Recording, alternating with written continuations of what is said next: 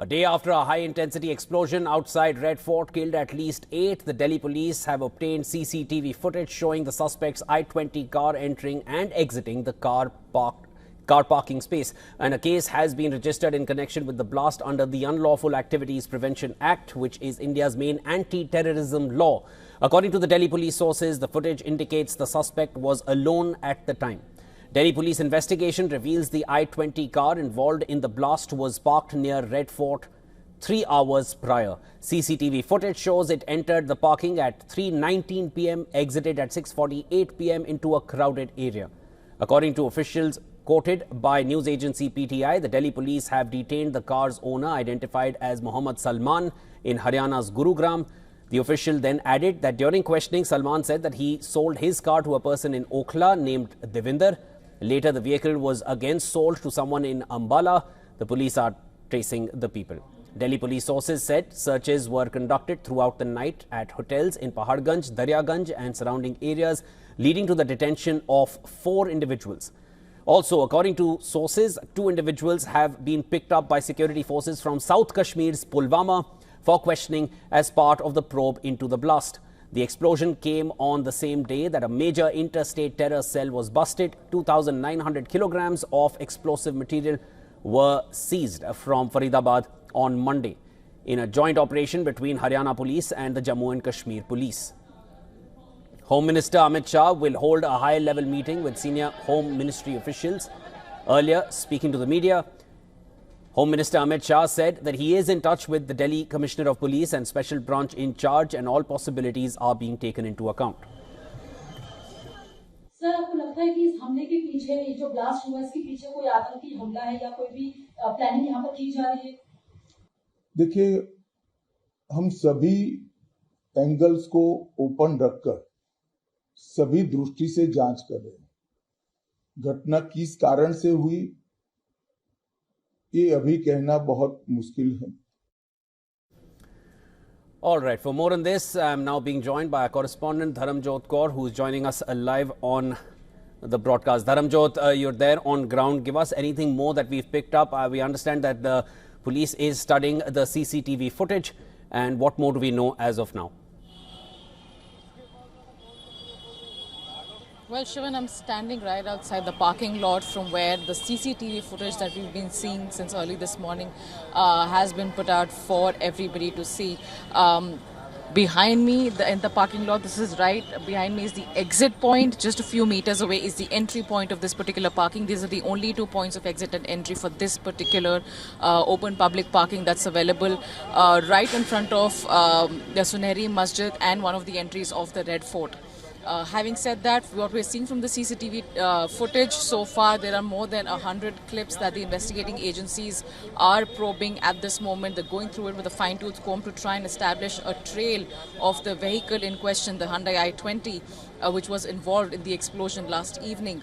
However, there is no confirmation on who the alleged driver of the vehicle was. That's very important to note at this point. We do know that from what we can see from the images that have come out, that there was only one person in the car, and that is the driver of the vehicle. There does not appear to be anybody else sitting in that vehicle.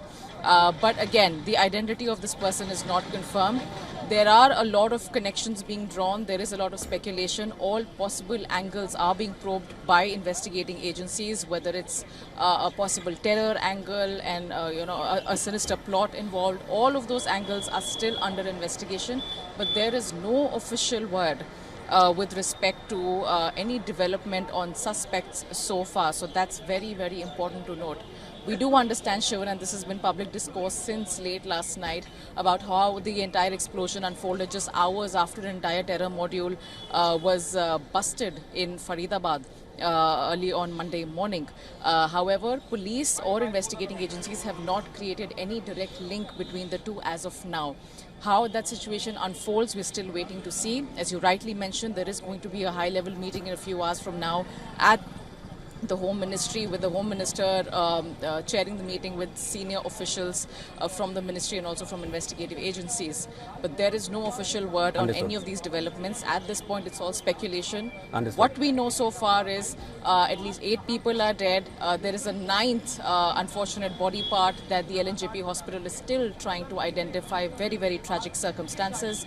But that's where things stand at this point, Shivam. And Dharamjot, just to reiterate, we are reporting on this deadly blast in a very responsible manner, staying clear of any kind of speculation which one would get to see on other platforms. But here on WION, we are only sticking to what has been confirmed. So what we know so far is that the I-20 vehicle which exploded was originally owned by Mohd Salman. He has been taken into custody. He's given a chain of links ahead because he sold that car further to somebody in Okla who sent it to somebody in Ambala. That's as far as we know so far. But what we also understand is that arrests have been made in Pulwama in Jammu and Kashmir, and that has been confirmed by Idris, who's there in Srinagar, our correspondent. So the links over here are going across states. This seems to be a far more sinister and a widespread plot, and not just simply centered around Delhi. Well, you're right, Shivan. Like I mentioned, there are all possible angles and scale of this entire incident that is being explored at this point. Since last evening, just minutes after the explosion took place, we've seen authorities across states of Haryana, Jammu and Kashmir, of course, Uttar Pradesh, Bihar, where the second phase of elections are being held today. All of them were put on high alert. So clearly there is not just investigation going on within Delhi and the National Capital Region, but there's a lot of interstate cooperation and coordination going on as well.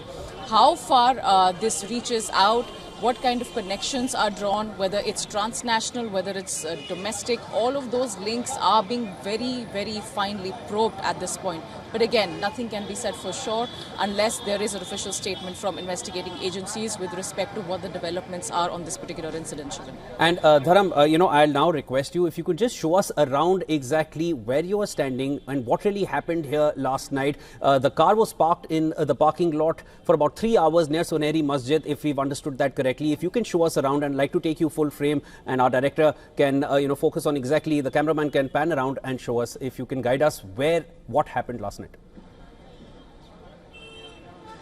Well, if I could just request my colleague to kind of zoom in and show you where I'm standing right now. There's a layer of barricading. Nobody's being allowed to go inside at this point.